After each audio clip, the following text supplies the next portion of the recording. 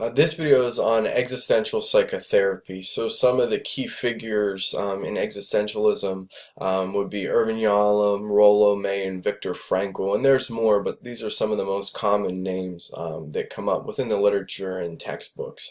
So this is really a therapeutic approach that's born from philosophy, and I consider it more of a philosophical approach towards the therapy process because again it's much less of a structured approach that offers specific interventions, but it's really a set of guiding principles and objectives that characterize the therapeutic process, and some significant ones within there would be authenticity and subjectivity, right? Because this is a phenomenological approach that really strives to understand the perspective of the client, and very individualistic in that sense of getting into the worldview of the client and hopefully the deepest parts of the client's life to understand, really what's going on.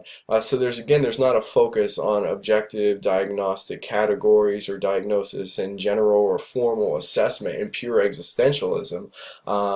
But really it's focused on the relationship, and that aspect of it is pretty similar to person-centered psychotherapy, but I would really argue that this would provide a bit more with regard to direction with what happens within the context of that relationship.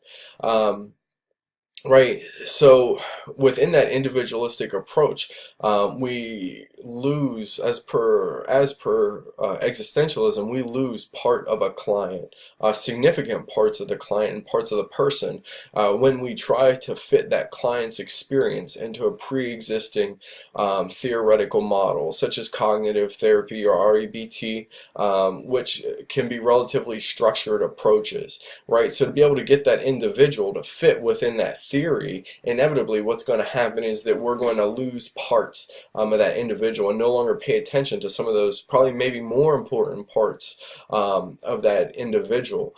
Right, so this is more of like a fluid dynamic model of the therapeutic process that gives us thoughts and ideas and a philosophy to understand that individual experience of the person. So some of the core questions are: who am I? The understanding that I will die and coming to terms with my own mortality, and what is the meaning and purpose of my life, and really the quality of relationships, and how do I get to where I want to be within my life, right? So we're talking about some relatively deep questions and sensitive questions that'll be a focal point of existential approach with clients. So to outline some of the basic dimensions of the human, in the human experience and people in general, really we have that capacity for self-awareness and introspection on ourselves to be able to answer these questions. And certain tensions exist within our life. The tension between free to make different choices, but the responsibilities that I have that are already set up within my life.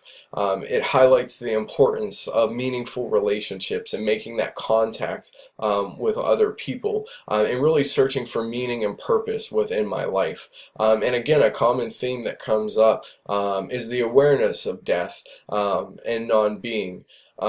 And really, a major goal of an existential approach is the development of self-awareness, death being one of them. The mere fact that I have a very limited amount of time on this earth inevitably, hopefully, gives meaning to my life, because I don't have forever to be able to do what I want to do. Right, and that places a different emphasis on my relationships and how I treat other people. Right, if I could live forever, I might always wait till tomorrow, inevitable, right, or permanently wait for tomorrow, to say I'm sorry for certain things, right? So I have a limited amount of time to achieve goals, maybe make amends for certain things that I've done within my life, and to build meaningful relationships. So that gives value to my present moment. right? And I have choices of how I can act within that moment. And meaning is not something that's automatically assigned to my life. There's an active process within existential therapy of meaning making and development, and the development of meaning within my life. So within this existence, I'm subject to certain things that are very uncomfortable, that create maybe even anxieties or depressions in my life, such as loneliness, a lack of meaning in my life, feelings of emptiness and guilt and isolation that I experience.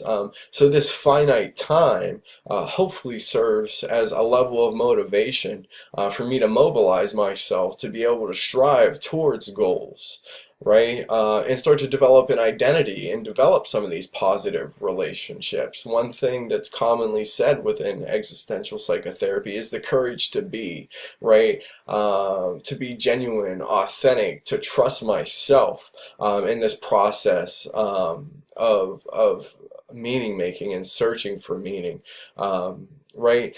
And the development of these relationships, right? Development of relationships that are truly based on my desire for fulfillment through my interaction with other people, right? Not that I'm desperate and deprived, right? I don't want to be a parasite within these relationships, but I want to be a fellow contributor to these relationships and seek fulfillment through my interactions with other people. And this is an active process of doing this. An important concept to discuss is anxiety, right? And coming to terms with that. So Yalom has his four givens of existence that lead to this anxiety within my life. Death, right? What happens to me after I die? What will it be like? Well, I have left things undone. The next one would be freedom.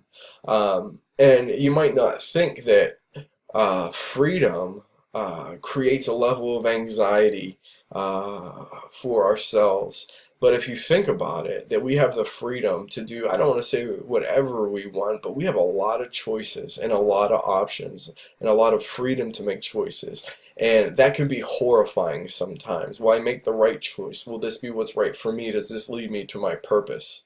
And another given would be isolation, right? I came into this world alone. I'm going to go out of this world alone.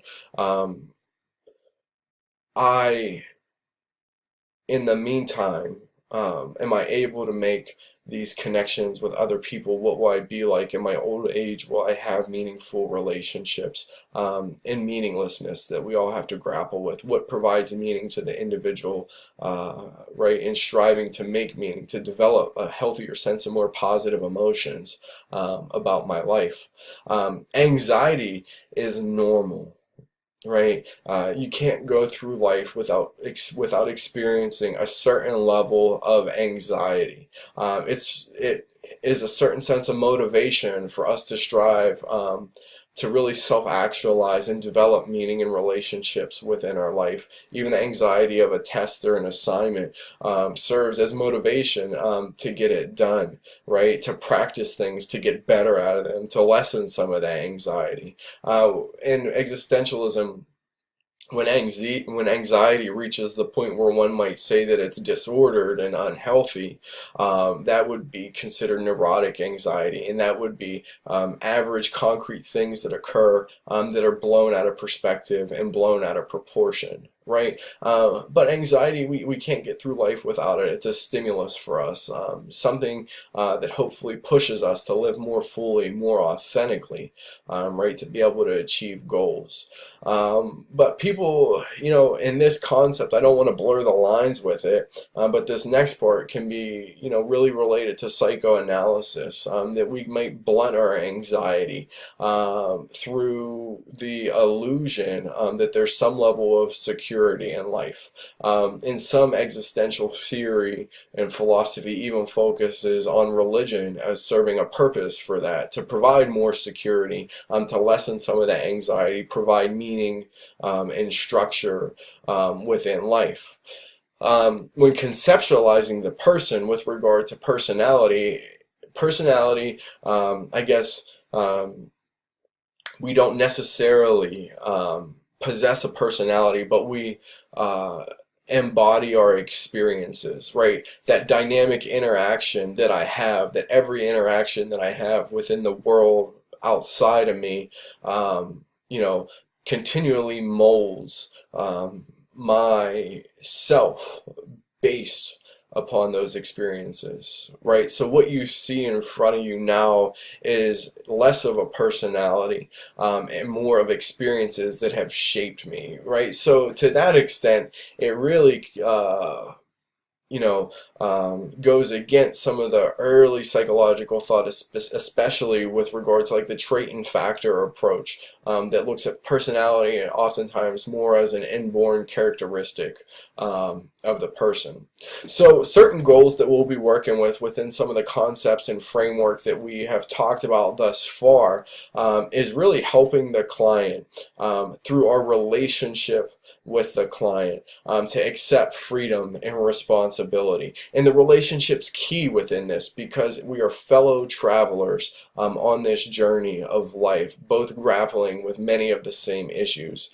So very much an existential approach might encourage more self-disclosure about my own struggles and things that I've grappled with in my past. And that relationship, as I talk about in so many of these videos and different theories, is really important to the therapeutic process. And within that relationship, I'm allowed to share my reactions to some of the things and some of the content or even process of a session with a sense of genuineness, right, and authenticity, because that's important, because we're not technique oriented. Again, this is an approach that focuses on the ingredients that are necessary. That Yalom even wrote that true therapy happens when the client doesn't even realize that therapy is happening. That it's just two people engaged in a discussion. Therefore, defenses are allowed to come down on the client's part and even the counselor's part. And then that deepest part of the client is able to make contact with the deepest part of the counselor. And then according to Yalom and existentialism, that's when true therapy happens, really the art of therapy. So some general limitations. Again, this is not a directive approach. So a client who's coming into session who's going to want a directive approach, more of an expert style counselor that provides intervention and structured education, they're not really going to enjoy this. It might be a bit too individualistic and sometimes and could be frustrating for clients if the therapist or counselor doesn't make the effort to attend to some of the systemic variables such as racism, inequality that exists that could be influencing the individual's current problem. Again, this might be an approach that it is an approach that's going to be very difficult to use as a standalone approach with clients because it's not necessarily goal-oriented. It doesn't really supply some evidence-based interventions, which I really try to push with people. So for example, it might not in a managed care environment, this probably wouldn't be a good idea. I doubt you'd get reimbursed, for it doing pure existential therapy. But what it does offer, it's really a fantastic approach to combine with other therapeutic approaches. For example, I practice a lot of cognitive therapy. And for me, meaning within existentialism occurs on a cognitive level, even at that level of the core belief of the individual.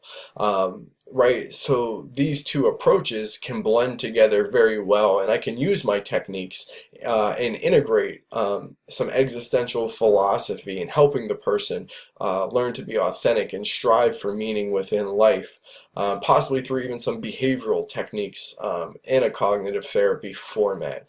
Right? So it is an approach that lends itself quite easily to existing theories to really really improve on other theoretical approaches by allowing for more depth and more contact between the counselor and client.